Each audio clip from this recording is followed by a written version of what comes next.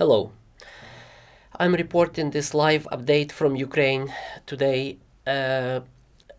with the focus on the symbolism of this war.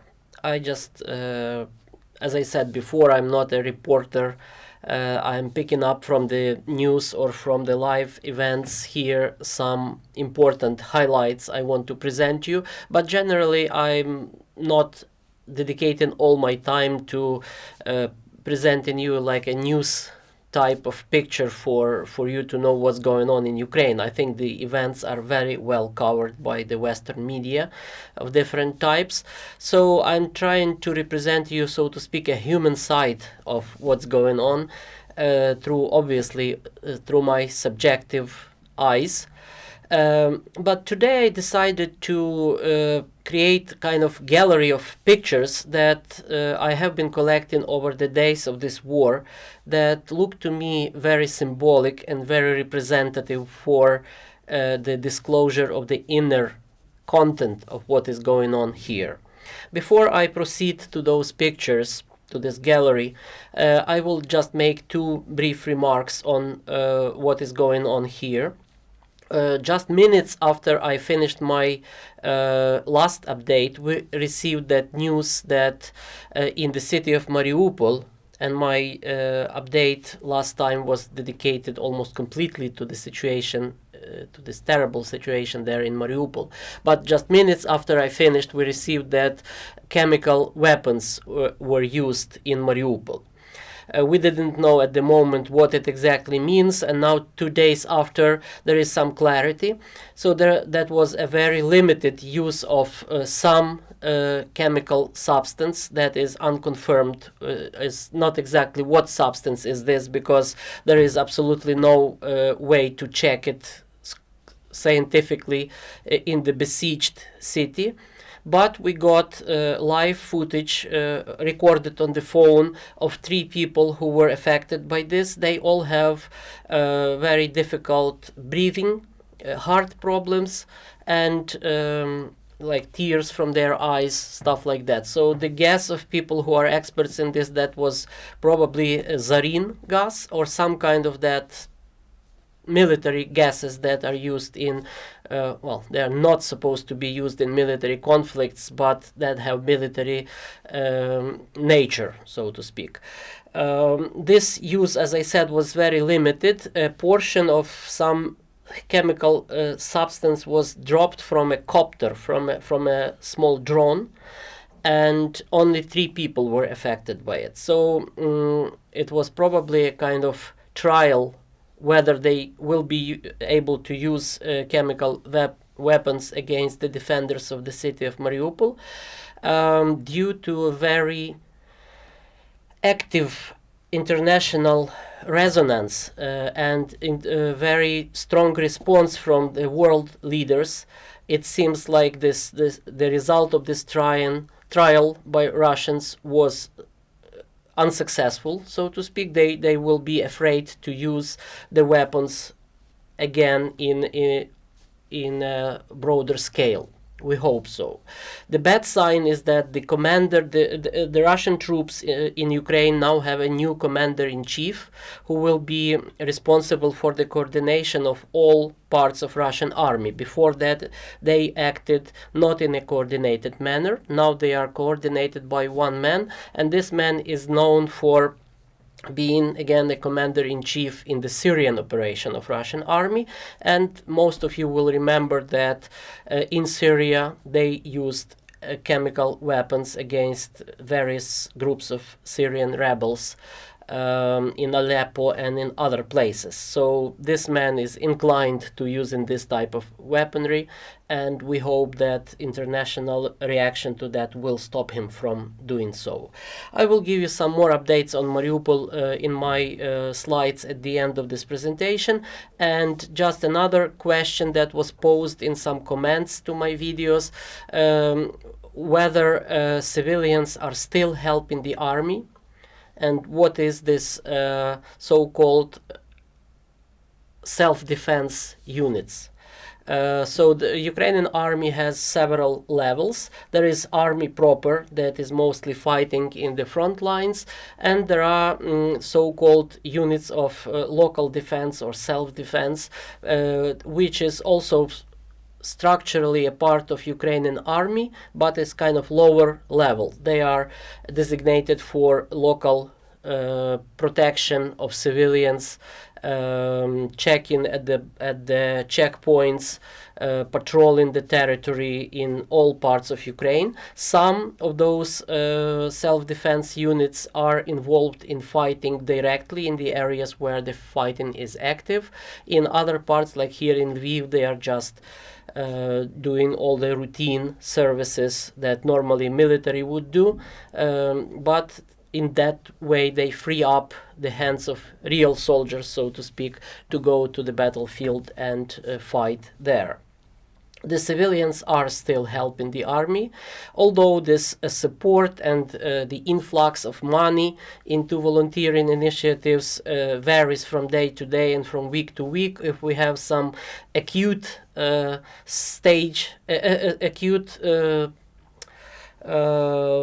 moment on the front lines, some extreme events there, then obviously there is more help, and then psychologically people get tired from that. And I will show you again in the end of this video a short presentation of our students our students of the Ukrainian Catholic University, who organized a volunteering center and do a great job in providing help to the army and to the refugees and various people in need. Nowadays, we prioritize the army because we believe that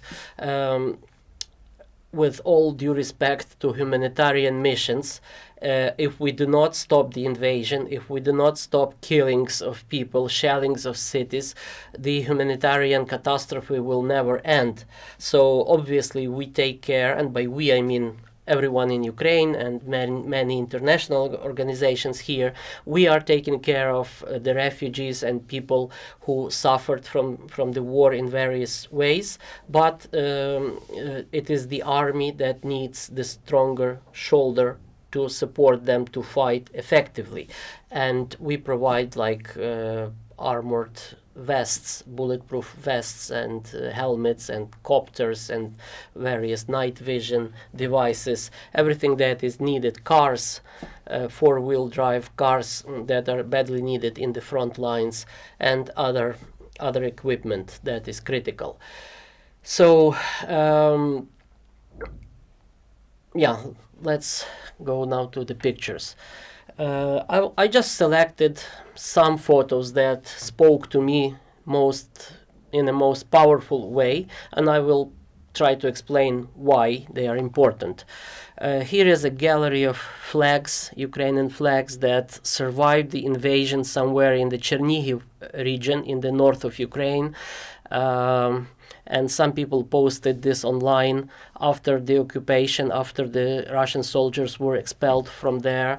They said these flags present kind of resilience of Ukraine. The flags are torn, they probably were shot at. Russians didn't have time to take them down. Probably it was some kind of gray area where the fighting was going, but the flags are there and they signify kind of unbroken Ukrainian spirit. This photo has been widely circulated in the media and in the social media. It's a photo of a kitchen in a destroyed multi-story building in an apartment. So the apartment collapsed and the kitchen stayed, and it stayed completely intact. You can see plates, you can see small pieces of kitchenware, and this rooster, this jar in the form of a rooster on the top of the kitchen shelves, which is one of like symbols, folk symbols in Ukraine. So this photo also presents kind of resilience of normal life in the hell of war. On the other hand, it's the destroyed life, because it's somebody's apartment that completely collapsed, and everything that is left is only this small corner of the kitchen. This picture represents the vandalism of Russian soldiers. In many freed towns and villages, we witness something that is extremely strange for the Holy Orthodox warriors. They were shooting at the religious images, they were burning some churches, they organized inside the churches like clubs where they spent time, had fun, and by fun I mean drinking and raping women, and also places where they executed people. We found many bodies of civilians shot in the head from the back, and sometimes, not in every case, but in many cases it was happening in the churches, in the building of churches, and in that area they occupied, I'm sure those were at least 80% churches of the Moscow Patriarchate, so a Russian Orthodox churches that were used for this purpose, something that is completely beyond my understanding. Here is a very eloquent graffiti left in one of towns next to Kiev by Russian soldiers, and it says, who gave you permission to live well? Who gave you permission to live well? It's an ironic phrase, and it explains kind of envy and bitterness of Russian soldiers when they see. So most of those soldiers would come from a very depressed regions in Russia, and I don't want to dehumanize them, but there are really reports by people who survived the occupation of the soldiers coming into their apartments and looking at the toilet and asking, like, what is this and what is this for? And then robbing various everyday things from the apartment, sometimes valuables, but sometimes not even so valuable things, and sending them to Russia. So this looting campaign was also a part of this kind of envy and resentment to Ukrainians. Who gave you permission to live well? Why are you living better than us? Speaking of looting, this is a real, well, all pictures are real, I'm showing you, but some of them are from the media. This is a picture actually taken by an acquaintance of mine. So from the body of a killed Russian soldier, they extracted from his pockets, as you can see, little crosses and medallions, gold and silver, and even teeth. Golden teeth. I don't know if anyone in the West still remembers that, but older people here used to have teeth made of gold, and I don't know how they were taken. Were they just preserved in the house as a valuable thing, or were they actually extracted from someone's body? That I cannot say, but the same soldier who sent me this picture, he told that they found also with some Russian soldiers earrings that had blood on them. So they were torn out of someone's ear and alive, because from the dead body it wouldn't have blood. As you probably read in some media reports, the looting, the looters, they sent whatever they have robbed from Ukrainian houses and the bodies of their victims, they sent back home with a Russian express mail from Belarus, and hackers got hold of the database of the addresses where they sent, and this is the map, the visualization to which parts of Russia it all went, and in some cases it's as far as Sakhalin and Far East, so incredibly wide geography of this barbaric thing. you probably have seen something like that in the Western media, a soldier coming home bringing goods to his children and his wife, but they are stained with blood. Children in some towns where people were fleeing from artillery shellings and rocket hits, people were marking on the bodies of their children their names and telephone numbers in case the children get lost or parents die, so that the little child would be identified and brought in touch with the relatives. Again, something rather heartbreaking. The other topic of this war, a terrible topic of atrocities, is the rapes of women. And it's one thing if you hear about those rapes somewhere in the statistics, but another thing if you see the face. And we had this campaign in the media of identifying some rape victims that were killed, and this is like an example of it, a dead body of a woman and a picture from her Facebook or Instagram. She was alive just a month ago and was posting beautiful pictures of herself, and this is the body. I understand it's a very personal information, but it was circulated openly in the Ukrainian media, so I'm showing it just to, as I said, to give human face to the tragedies. Another phenomenon which is still needs to be processed by all of us is that during artillery shellings, people were hiding in the basements or just killed right away in their apartments, and the bodies were buried right in the courtyards of the houses, because there was no other possibility. And this is a body of a grave of a woman who died allegedly of starvation in some places where people were blocked for many weeks, and for some reason they didn't have enough food to survive. She died, and her son, she's 6 years old, is coming to her grave like every day and brings cans with food.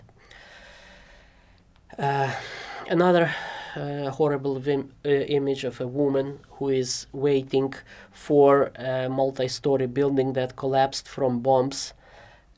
She's waiting there for like 5 days in a row without food, without sleep. She just sits on the chair waiting while the remains of the bodies of her relatives or her probably son or daughter and children will be extracted from the ruins. It takes many days because there are so many destroyed buildings. I'll skip this. It's about military losses. Speaking of Nazism in Ukraine, this is a recent picture of Russian soldiers who was detected by our soldiers, taken as a captive. And you can see for yourself, it's a real person with the passport of Russian Federation and identified, and with Nazi symbols all over his body. Obviously, again, this is not representative for Russian army. Not every soldier has that. I'm not saying my argument in that video about Nazism in Ukraine was that there are Nazis or people crazy about Nazism in every army in the world, and obviously this campaign of denazification of Ukraine is a complete rubbish. Some humor. Bodies of Putin, dictator of Belarus Lukashenko, and Ramzan Kadyrov, the pseudo-Chechen pro-Russian leader, are hanging from the tree, and Ukrainian Cossack is playing his instrument, just looking at them. So Mariupol, these are recent pictures by satellite system. The city is almost completely destroyed, but our soldiers still hold the ground firm, and there is good hope that at some point they will be deblockaded and the city will be saved, but we need more weapons, more manpower for that, and our military experts report that something is going on to deblock the city. We hope for better in this direction. Thank you for watching. Please share this video and give comments under this video and support Ukraine in whatever manner you can. Thank you very much.